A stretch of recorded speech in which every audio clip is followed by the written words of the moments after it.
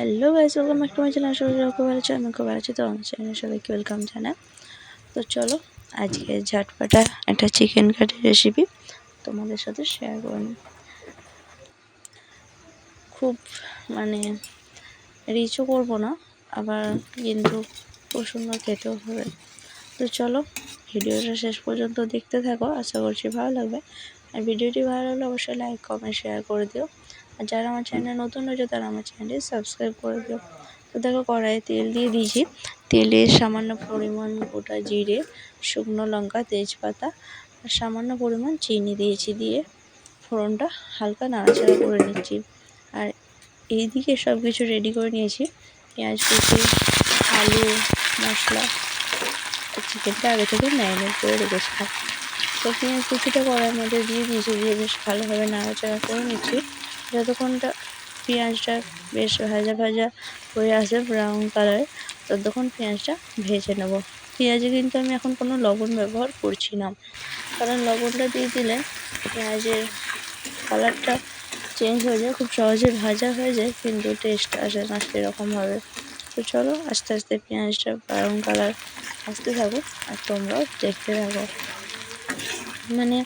অনেক দিন বাদই প্রায় বৃষ্টিটা হচ্ছে বলে বেশ ঠান্ডা ঠান্ডা হয়ে আগের দিন বানিয়েছিলাম খিচুড়ি আর চিকেন কারি। তো চলো দেখতে যাবো। তো তারপরে দিয়ে দিচ্ছি আদা, রসুন, গোটা জিরে, শুকনো লঙ্কা, ধনে, সব কিছু একসাথে যে পেস্টটা বানিয়ে রেখেছিলাম সেটা ওর মধ্যে দিয়ে মশলাটা বেশ ভালোভাবে কষিয়ে নিচ্ছি। তো মশলাটা বেশ কিছুক্ষণ ধরে কষানোর পর মশলা থেকে খুব সুন্দরভাবে তেল ছেড়ে আসছে। আর এদিকে মশলা ধোয়া জলটা একটা বাড়িতে রেখে দিয়েছিলাম, তাতে হলুদ গুঁড়ো আর লঙ্কা গুঁড়ো দিয়ে একটু হালকা নাড়িয়ে নিচ্ছি। তারপর ওটা বেশ ভালোভাবে গুলিয়ে নিয়ে ওই মশলার মধ্যে অল্প অল্প করে দিয়ে মশলাটা খুব সুন্দরভাবে কষিয়ে নেব। তো চলো মশলাটা কষাতে থাকি আর তোমরা দেখতে থাকো।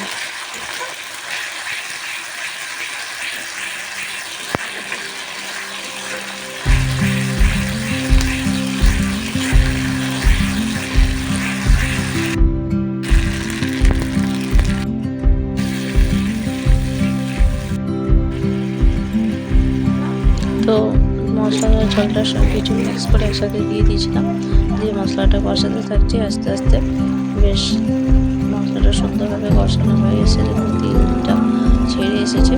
কারণ মশলা যদি না ভালোভাবে কষানো হয় মশলার কাঁচা গন্ধ থেকে যায়, রান্নার টেস্টও সেরকমভাবে আসে না। তো সেই জন্য মশলাটা খুব সুন্দরভাবে কষিয়ে নিয়েছি আর খুব সুন্দর গন্ধ এসেছে, টেস্টও কিন্তু সুন্দর হয়েছিল। তো চলো এরপর ম্যারিনেট করা চিকেনটা ওর মধ্যে দিয়ে দিচ্ছি, দিয়ে নাড়াচাড়া করে বেশ কিছুক্ষণ ঢাকনা দিয়ে দিয়ে কষিয়ে নেবো।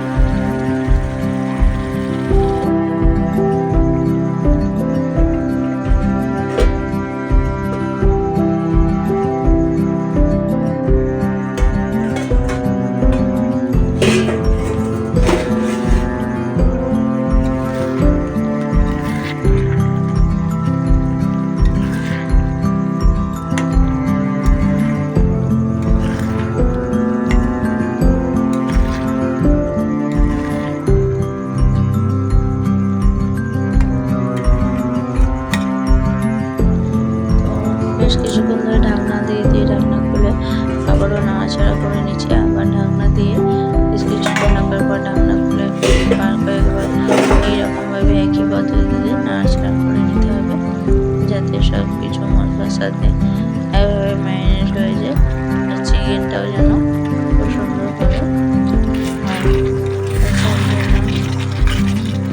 ভালোভাবে কষিয়ে নিচ্ছি।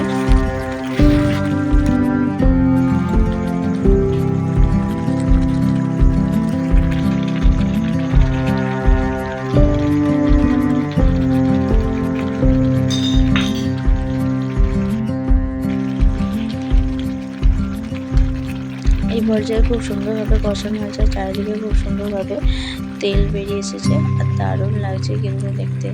তোমাদের কার কার ভালো লাগলো ভিডিওটা কমেন্টে জানাতে ভুলো না কিন্তু। এদিকে আমাদের চিকেন কারি রেসিপি হয়ে যাচ্ছে।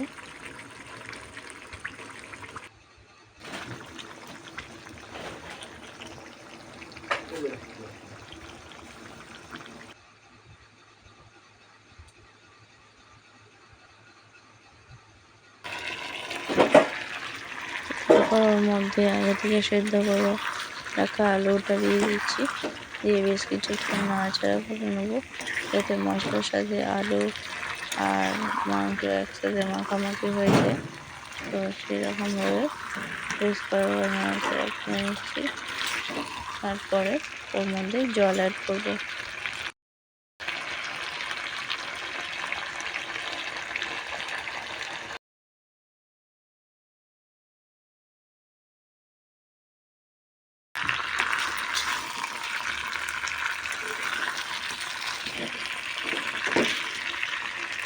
সুন্দরভাবে কষানো হয়ে গেছে, এবার জল দিয়েছি, বেশ কিছুক্ষণ ধরে ফুটে গেলে নামিয়ে নিয়ে গরম গরম ভাতের সাথে একদম দুর্দান্ত স্বাদে চিকেন কারি পরিবেশন করে নেব।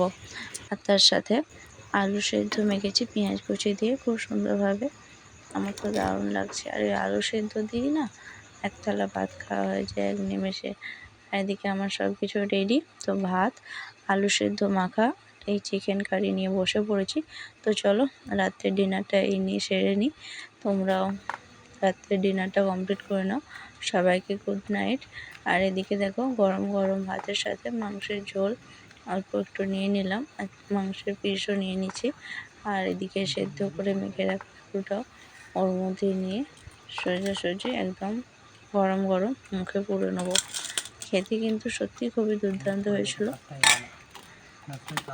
আর তোমাদের ভালো লাগলে ভিডিওটা অবশ্যই লাইক কমেন্ট শেয়ার করে দিও। আর যারা আমার চ্যানেল নতুন রয়েছে তাদের আবারও বলছি আমার চ্যানেলটি সাবস্ক্রাইব করে দিয়ে পাশে থাকা বেল আইকনটি ক্লিক করে দিও। টাটা।